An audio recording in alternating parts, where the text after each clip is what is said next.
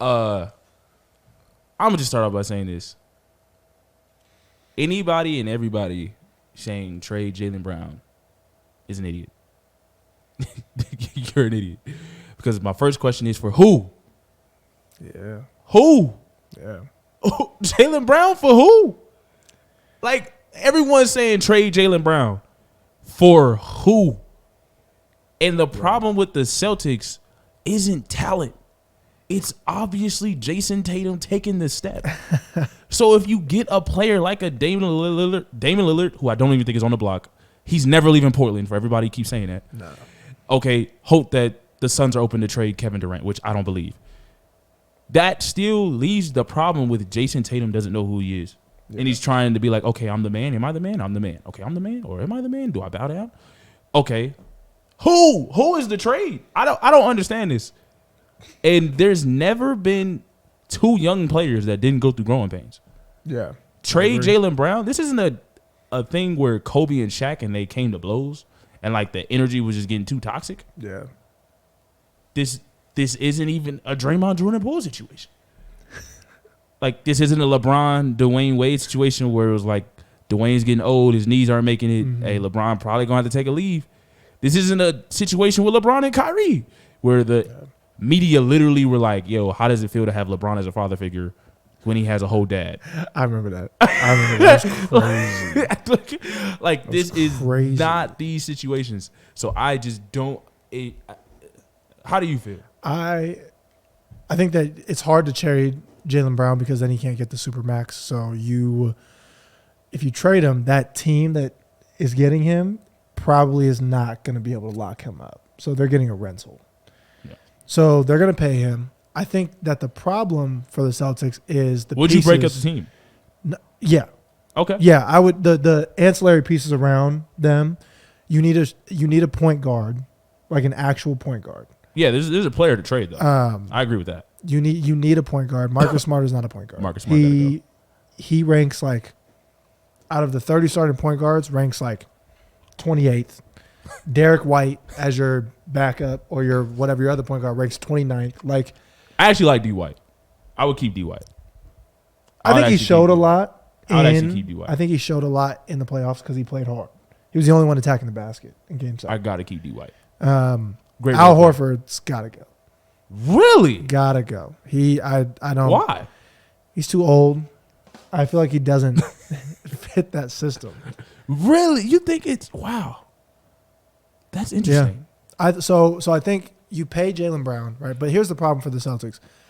If you can't get a point guard that can spread the floor and can help facilitate the offense, guarding the Celtics is so easy because you have two guards that are the same size. So you can't run pick and rolls like Jokic and Murray or LeBron and AD because those switches, it's the same player. Okay. So you're switching a defender back onto the same player, the same size. So, like, it's not like Shaq and Kobe. It's not like D-Wade and LeBron. It's not like LeBron and Kyrie because they play the same position. They're the same size. So you've got two defenders on them. So if they set pick and rolls with them or ball movement between the two, easy switches.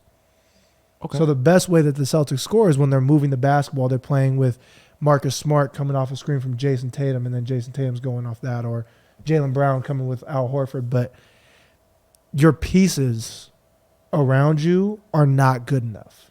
So you're going to be at that. I think they reached their ceiling with this team. Not Jason Brown or Jaylen Brown and Jason Tatum.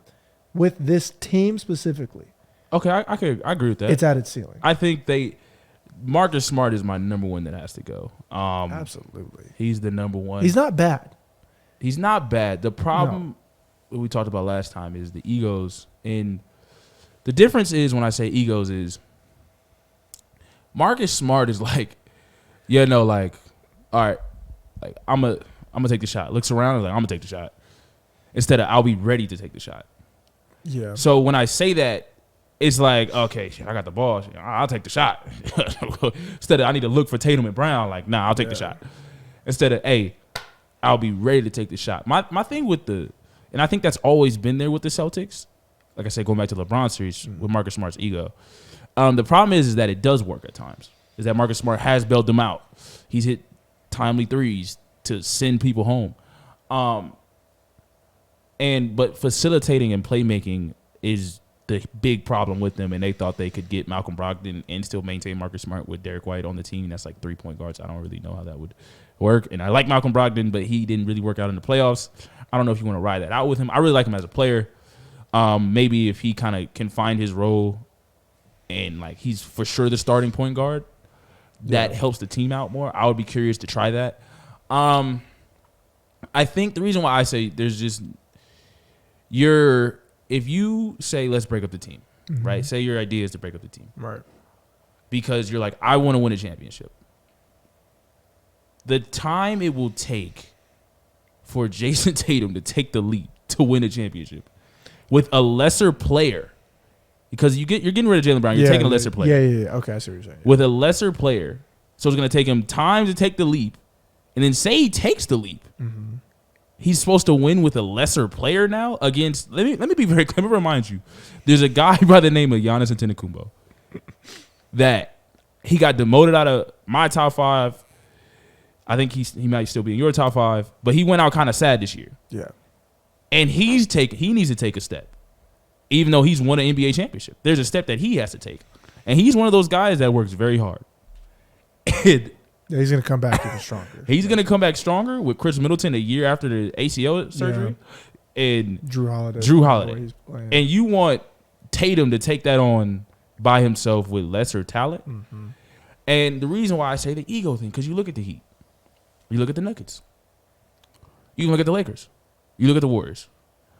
When it gets tough to that fourth quarter, when things are kind of going wavy, you know who goes get the ball? The superstar. Yeah, the Jimmy Butler goes gets the ball. Even when Duncan Robinson was hot against the Celtics, he was like, all right, I'm going to get the ball. Hey, I'm going to let you know what we're going to do. I might still find you. I'm going to look for you. I'm going to kick it to you. Be ready. But, I know you getting hot. Hey, I'm bringing this up. Boom. Okay, we're going to run the play. It's going through me. Curry for the Warriors, when every other team gets hot, he goes get the ball. And they run off ball for him. That's their play style. And he's like, all right, it's about that time for me to get the ball. Yeah. LeBron, obviously. Yoke. Against the Lakers. In that game 4, he was like, yeah, no, I'm pick and rolling. Yeah, bro, it's me. I'm the point guard. And that's the step that Tatum has to take. So, and I saw Shannon Sharp say this, and he was like, well, obviously, you know how the Heat does it with all these undrafted players. I'm like, there's a level of, that's a step in growing pains of being great that Tatum would have to take. And then I'm asking him to do that if he takes the step, which will be a long time, or it could be short. True. To win a championship in the next 2-3 years? Because that's what you asking if you just going to split them up. If not, you might as well keep them and say, I would rather look at the history and be like, yo, we rocked with them. They didn't work. Yeah. We did everything we could, and it didn't work out. Rather than you trade them, and then what, you going to end up like Shaq and Penny? Yeah. Somebody's got to end up like Penny. That's what I'm saying. And it might mess around and be Jaylen Brown. Yeah, and Shaq took a while to win before Kobe came along. And Shaq was the best player in the league. Yeah. Easily. And Tatum's not that. So it's I think it's tough because there's people on the one side that are saying, is Jaylen Brown worth $300 million? Because that's what you're paying him. The Supermax is $300 million. Now that won't kick in for, I believe, another year or two. But in that year or two, with the new CBA, which we mentioned last time, that is going to start penalizing those teams that have multiple Supermax players. Yeah. Is it worth it? I think that's where the doubt starts to creep in, because he fumbled his chances of like lock in, no doubt about it. Celtics are paying him in the playoffs. I agree. I say you pay him. But then I'll say this, though. I say you pay him. Then I'll say this, though. For everyone saying trade Jaylen Brown, who fumbled last year? It was JT. JT. Hey. It was JT. Jason Tatum sold a lot of games. And let's be very clear about Jaylen Brown. He's usually the clutch one. That is, he's usually the one to show up. He has been. He didn't show up this playoffs. You got me. A lot of turnovers. He got to work on that. He's bad going left. He really has to work on that type of his game. Yeah. But if we're going tit for tat, Jason Tatum messed up last year. And y'all made it to the finals. And And he sold in the finals. You gotta one of those guys has to understand that you can't have two number ones. So this is a conversation that the Celtics need to have with their two stars of, listen, like, because Jaylen, at times you look at him, and I'll never forget, he had a play where Jason Tatum came off a pin down, and Jaylen Brown was like 29 feet from the basket. And he looked at JT coming off the pin down, and Jimmy Butler's playing off, and he jacks a 29-footer and misses. That's like one of those things where you're like you said, oh, no, it's my turn. So, yeah. And so, like, you're sitting there and you're like, okay, which one is the Robin? It's JB. I will and it say, is JB. It to has to be JB's JB. defense, It has to be. that play obviously indicted on him. But I will say, in JB's defense, I think this playoff he was bowing down. I think he was more trying to bow down. I thought this was the most like he's ever, which caused him to get out of ruts when he would have like the big first half. Mm-hmm. You could kind of see when the fourth quarter when he wouldn't shoot, he was kind of like, it's not my team. It's not my team. We rocking with JT. It's not my team. And I just think Tatum has to. These are growing pains of being great. Like, you're gonna kick the bucket. As a Laker fan, we could have had both of them. Like, we would love to be in this position, okay? To have two great players